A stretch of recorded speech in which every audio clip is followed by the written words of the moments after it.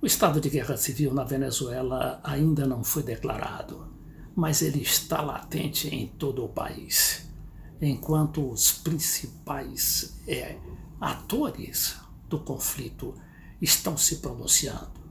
De um lado, os Estados Unidos fazendo suas ameaças de invasão militar, de outros que apoiam a Venezuela, as potências como a Rússia e a China também se pronunciando, inclusive concretamente. A Rússia enviando militares e equipamento bélico, enquanto a China mandando medicamentos em aviões possantes que chegam a impressionar os principais observadores.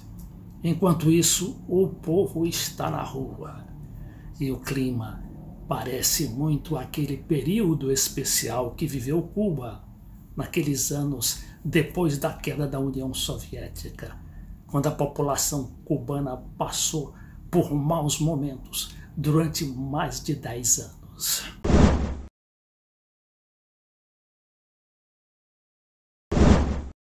O país vive há quase 20 dias de apagões constantes, generalizados, como aconteceu na última sexta-feira, quando se apagou a luz em 21 dos 25 estados do país.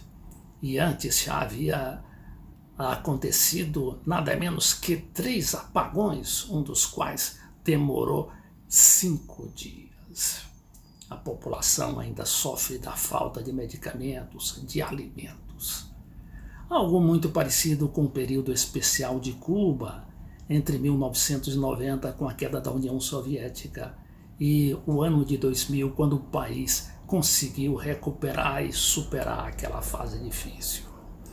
Agora, é algo muito parecido, inclusive aqui essa comparação é muito consequente, porque os regimes são parecidos. São regimes populares, originados de uma revolução e que enfrentam o poder do imperialismo internacional chefiado pelos Estados Unidos e a Europa.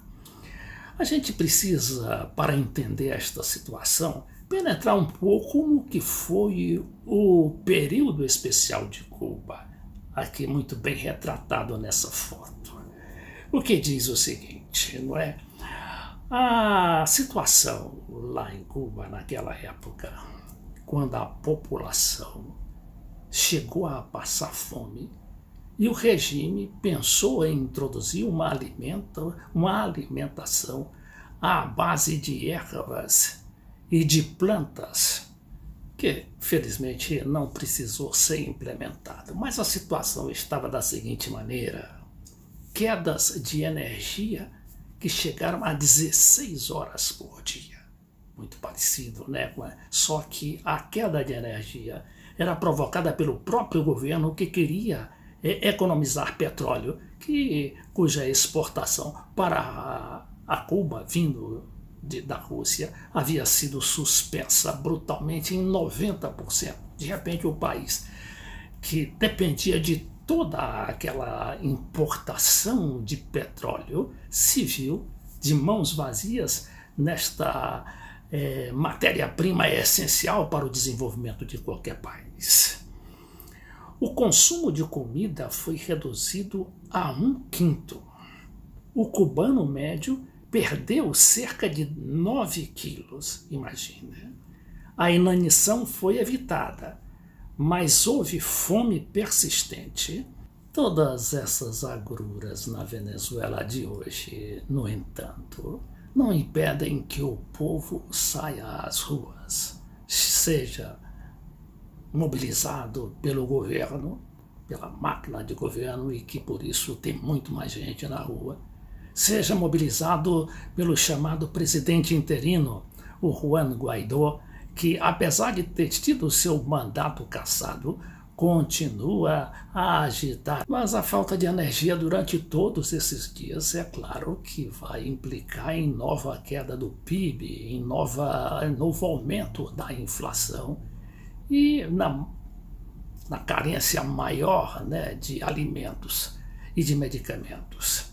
Só que tanto a Rússia quanto a China e agora a Cruz Vermelha Internacional decidiram enviar ajuda humanitária àquele país, desta vez autorizada pelo próprio governo.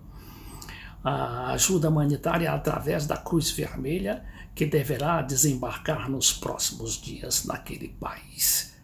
Não deixa de ser também um avanço nas negociações em busca da paz ou de uma solução negociada para a atual crise, ainda que muita gente desconfie que será muito difícil chegar a um acordo com a oposição golpista e chefiada pelos Estados Unidos, que só quer saber da queda do regime. Mas o regime está forte e o regime parece resistir, principalmente agora que mostra sua musculatura internacional, que se traduz no apoio de duas potências importantes, como a Rússia e a China, sem falar no apoio também do Irã e da Turquia.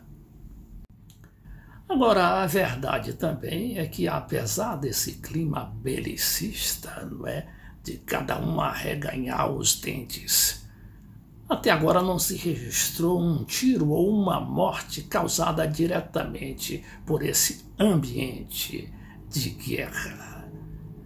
O que prova que está todo mundo com juízo, não é? Cada um, claro, tentando mostrar sua força, mas cada um também se precavendo. Os Estados Unidos, por exemplo, teriam condições agora, com toda essa ajuda internacional da Venezuela, de invadir o país. Porque não é só invadir o país, é invadir o país e tomar o governo ou o petróleo, como pretendem os Estados Unidos e as potências lá da Europa. Mas não é só isso. Como é que vão administrar o caos que será gerado por uma invasão militar? Num país que, como dizia o Chaves, vive uma democracia, mas uma democracia armada, e armada até os dentes, como demonstram os recentes exercícios militares, que praticamente a toda semana estão sendo realizados em diversos pontos do país, agora com a ajuda direta dos conselheiros russos. E isso para não falar das milícias, né, da potente milícia de 1 milhão de pessoas com armas lá na Venezuela, prontas a defender e a secundar as forças armadas regulares de cerca de 150 mil ou 200 mil tropas. Essa situação que vive hoje a Venezuela, que parece até um pouco menos difícil do que aquela vivida pelo período especial de Cuba, quando todo dia se pronunciava a queda do regime Fidel Castro, e que nunca caiu. Fidel Castro morreu há mais de 3 anos. E o país e a Revolução Cubana completou 60 anos, enquanto a Revolução Bolivariana de Chávez e Maduro já está no seu 20º ano.